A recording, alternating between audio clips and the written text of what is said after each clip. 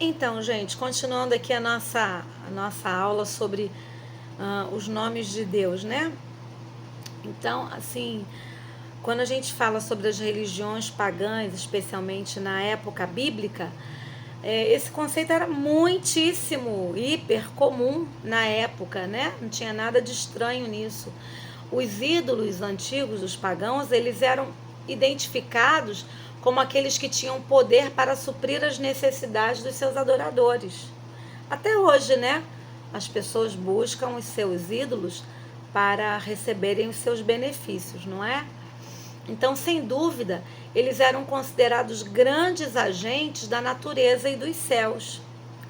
Então, eles achavam que os deuses é que traziam as chuvas, é que faziam com que a semente brotasse na terra. Eles achavam que os anjos, que os deuses, né, faziam brotar inclusive as nascentes das águas. Então, eles viam esses fenômenos da natureza, o trovão, todos esses fenômenos como resultados de deuses que estavam ali em atividade para abençoá-los ou, às vezes, para castigá-los. Então, aqueles deuses precisavam ser adorados, eles precisavam satisfazer aqueles anjos para que nenhum mal estivesse sobre eles. Então, havia muitos ídolos, eram muito comum nas casas, né, nas cidades, eles terem muitos ídolos. Eles adoravam, eles não tinham um único Deus, né? Eles podiam adorar vários deuses ao mesmo tempo. Inclusive, essa era a prática mais comum mesmo, né? Há um historiador que mostra que o corpo inteiro de uma deusa egípcia, a Ísis, era coberto de seios, porque todas as coisas são sustentadas e nutridas pela terra ou pela natureza. Então, cada seio que estava ali naquela deusa significava a provisão, a bênção, né? Que aquela deusa traria ali sobre a vida deles, sobre os seus adoradores, sobre aquela casa, sobre aquela cidade, tá? O mesmo se vê com a deusa Diana, lá que é citada no livro de Efésios. Lembram disso? O episódio lá com o apóstolo Paulo, está lá em Atos 19. Então, aquela deusa também simbolizava a natureza, simbolizava a bênção, né, dos produtos, da terra, da fartura, né, da saúde, enfim. E aí eles da multiplicação, da fertilidade, do amor. Então eles viam nesses deuses a fonte de toda a bênção que eles precisavam para viver. É óbvio que na visão bíblica essa adoração é abominável, né? Ou seja, algo detestável, algo reprovável e até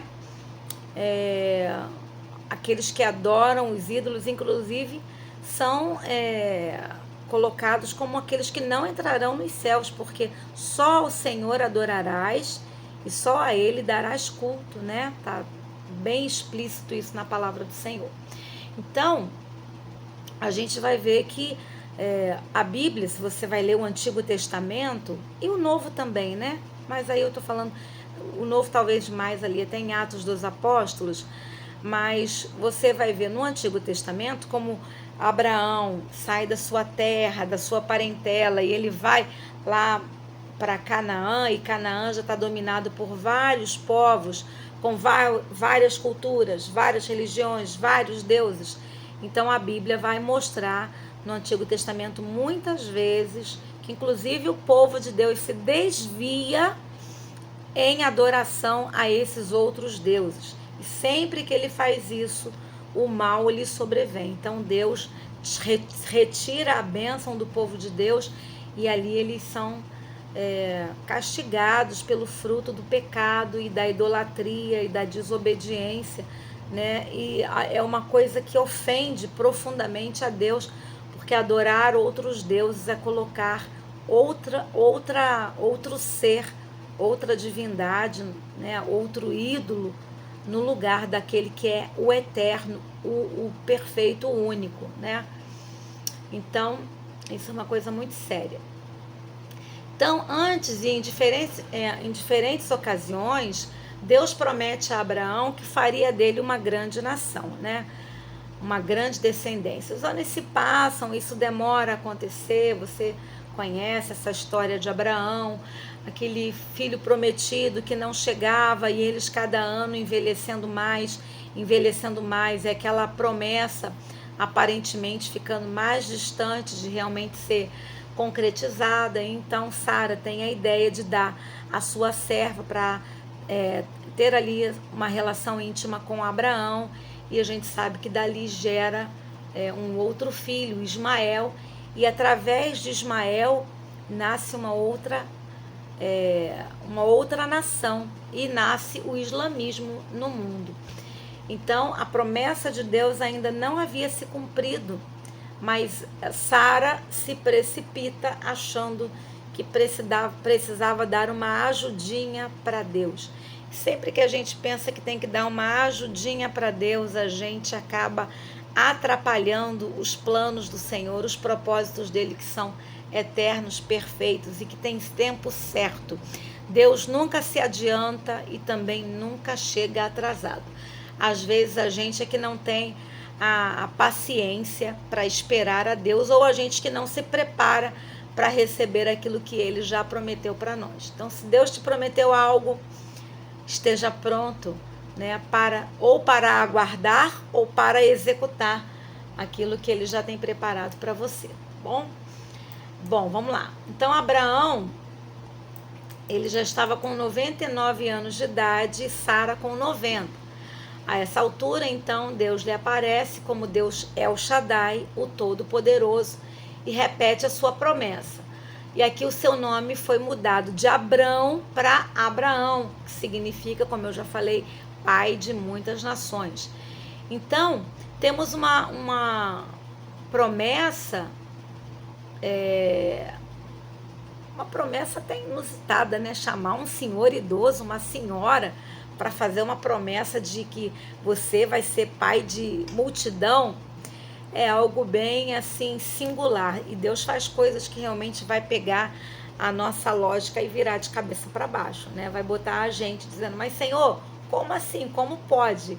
Então aí é que a gente, por isso que ele é chamado de o pai da fé. É um dos motivos, né? Outro motivo é quando ele vai entregar o seu filho ao sacrifício. Aquilo ali dá uma... Meu Deus do céu, vamos parar por aqui, senão eu vou começar a pregar aqui. Então, seu nome foi mudado então para Abraão.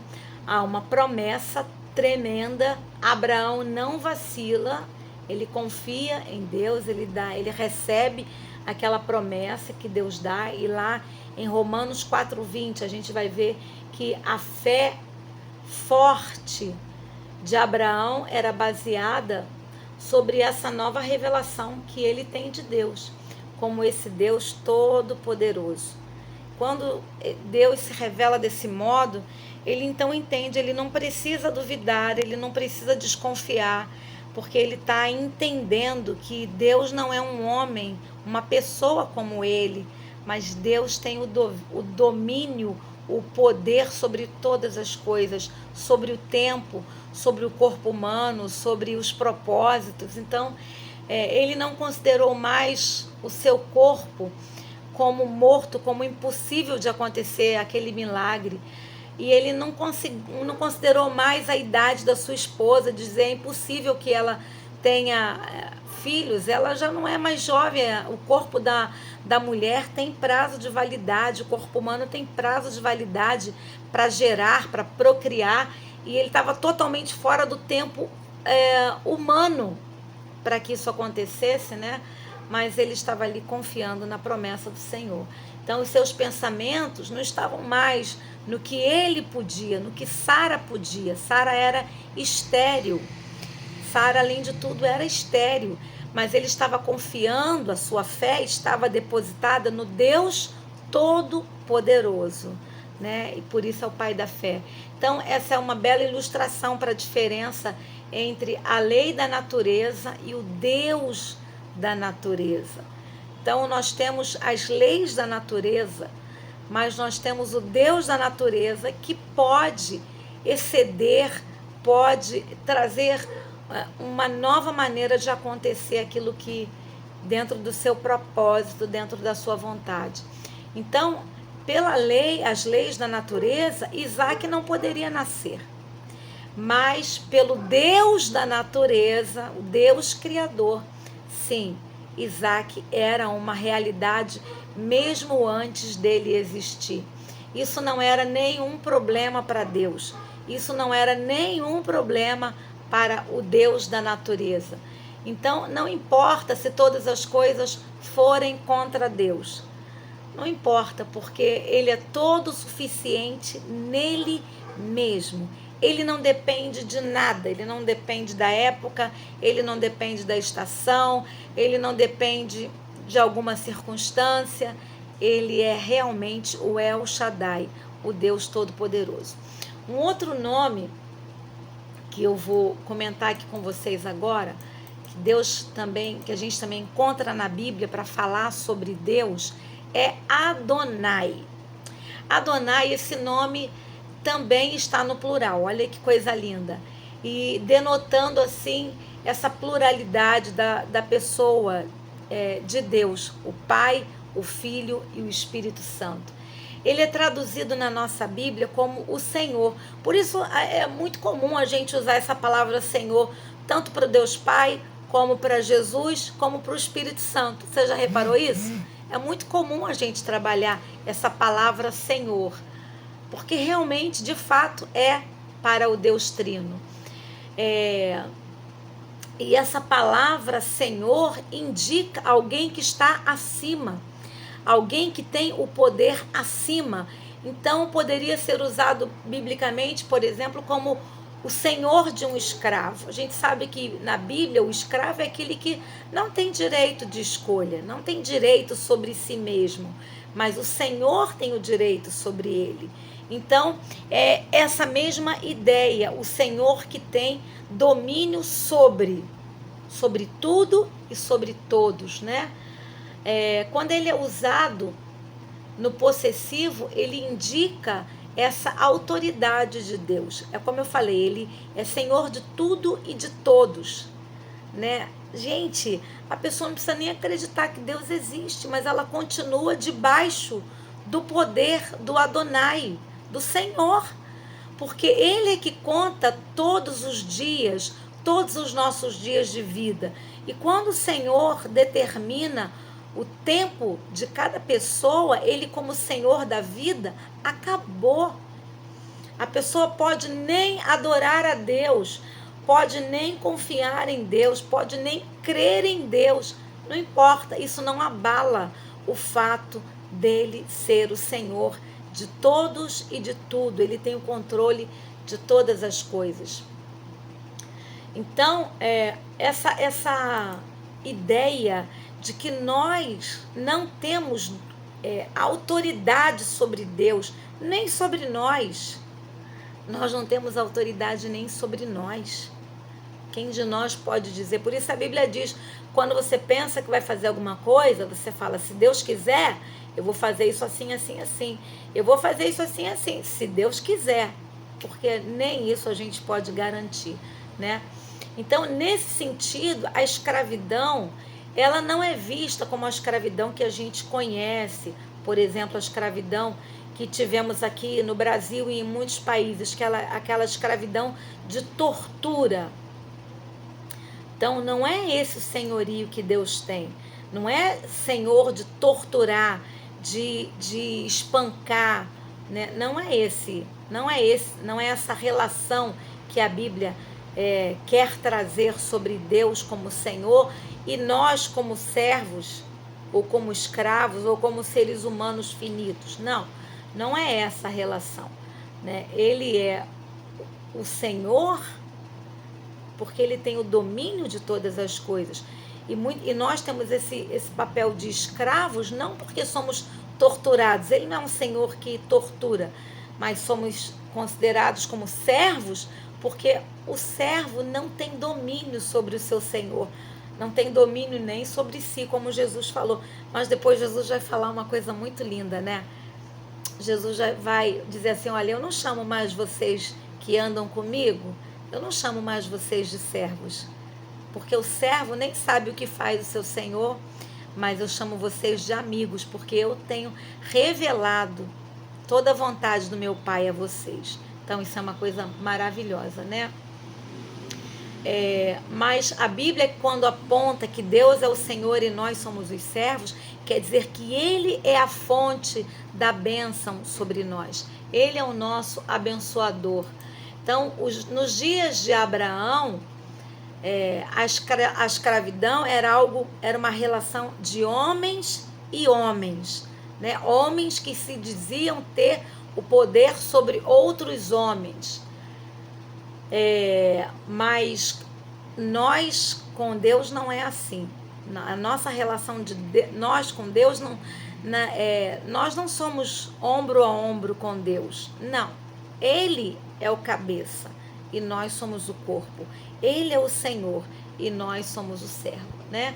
Então, na Bíblia, né, aponta o escravo, quando ele era comprado, ele tinha a proteção e ele podia ter os privilégios daquele que era o seu senhor. Então ele estava ali para viver debaixo dessa proteção e também desse governo do seu senhor. O escravo comprado, ele tinha a marca do seu senhor. Muitos, né, eles eram circuncidados, inclusive, para ter essa proteção. Alguns tinham a orelha furada, né, para determinar ali que eles eram protegidos, né? E na Páscoa a gente vai ver que quando os hebreus escravos são dados a ele a libertação, a liberdade, o Egito precisa pagar a eles pelo tempo que eles serviram no Egito. E agora, nessa atitude simbólica, né, e também como uma forma deles recomeçarem a vida, um recurso que Deus estava exigindo do Egito sobre os hebreus, mas é também para mostrar que agora vocês pagaram o tempo que os hebreus estiveram aí na terra de vocês. E lá em Êxodo 12:44, por exemplo, vocês vão ver essa palavra Adonai no singular, que é Adon, que se refere a homem mais de 200 vezes no Velho Testamento, e ela é traduzida como Senhor, Mestre e Dono. Então, esse nome de Deus, Adonai, é usado pela primeira vez no Velho Testamento em relação a Abraão. Abraão foi o primeiro a chamar Deus de Adonai. Que coisa linda, né? Abraão, como dono de escravos, reconhecia Deus como seu mestre, como seu proprietário, como seu Senhor. Abraão reconhece e se oferece a Deus como sua propriedade. Tu és o meu Senhor. Quando Abraão retorna da sua vitória sobre os reis depois de ter libertado Ló, lembra dessa passagem? O rei de Sodoma queria gratificá-lo, mas ele recusou a recompensa. E depois dessas coisas, veio a palavra do Senhor Jeová a Abraão dizendo: não temas, Abraão, eu sou o teu escudo, eu sou a tua recompensa. E Abraão disse: Senhor Deus, ou seja, Adonai Jeová. Abraão então coloca que possuía escravos e que então reconhecia a si próprio como escravo de Deus. Gente, isso é uma coisa muito maravilhosa. Olha como é que a Bíblia vai trazendo o nascimento desses nomes. Ele vem com uma explicação. Então, quando nós dizemos Adonai, não é só dizer Senhor como se fosse um pronome de tratamento. O senhor e a senhora. Não é isso. Eu me lembro até na minha época, olha, gente, eu não sei quem de vocês já ouviu falar no Graça e Paz. Tinha um radialista que ele era, antes de conhecer Jesus, né? Ele era sambista, ele era o cara da noite, da farra, e aí ele se converteu. Então ele era, gente, uma pessoa muito diferente daquele estereótipo de crente que a gente tem, né? E aí ele era o pagodeiro, ele era o cara do mundão, e cheio de gíria e tal, e um excelente comunicador. E ele conta que uma vez, né, ele recém-convertido, e ele começou a entender, ver que os crentes falavam, a paz do Senhor, a paz do Senhor, a paz do Senhor. E aí ele falou, pô, maneiro essa maneira dos crentes cumprimentarem, agora eu sou crente, né, eu vou cumprimentar assim. E aí ele chegou num lugar onde tinha os irmãos, ele foi cumprimentar as pessoas, a paz do Senhor, a paz da senhora, a paz do Senhor, a paz da senhora. Então ele não tinha entendido nada, ele achou que isso era só um pronome de tratamento. Mas quando nós chamamos o Senhor de Senhor, nós não estamos falando só um pronome de tratamento, nós estamos colocando o Senhor como dono, como proprietário. Nós estamos dizendo Adonai. Adonai, tu és o meu proprietário. Eu sou teu, eu sou tua, eu sou exclusivamente teu, né? Eu sou do meu amado, o livro de Cantares fala, né? Eu sou do meu amado e o meu amado é meu. Mas aqui quando Abraão inaugura essa expressão na Bíblia, traz essa revelação, quando ele diz, eu saio da minha terra, eu saio da minha parentela, eu vou para um lugar distante, eu vou para um lugar desconhecido, eu vou conhecer mais de perto o propósito de Deus. Eu creio que eu já sou um senhor idoso, a minha esposa é estéril, ela já é uma senhora, mas eu olho para ele, eu olho para Deus e eu vejo Adonai, eu vejo o El Shaddai, eu vejo o Todo-Poderoso, eu vejo alguém que é infinito, que é o eterno, e eu me sujeito a ele. E eu digo, Adonai, tu és o Senhor. Que Deus te abençoe, então, nessa aula. A gente ainda tem outros nomes de Deus, mas fica para a próxima aula. Deus te abençoe. Fica na paz.